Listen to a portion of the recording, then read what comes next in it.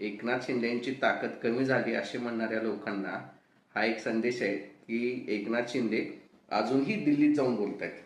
त्यामुळे एकनाथ शिंदेंनी या निवडणुकीत यश अपयश मिळवून देखील स्वतःचा जो एक हक्क म्हणू शकतो किंवा स्वतःची जी व्हॅल्यू आहे ती कायम ठेवली असं दिसून येत आहे. मित्रांनो, तुम्हाला काय वाटतंय? कमेंट करा, लाईक करा, आमच्या चॅनलला सबस्क्राईब करा.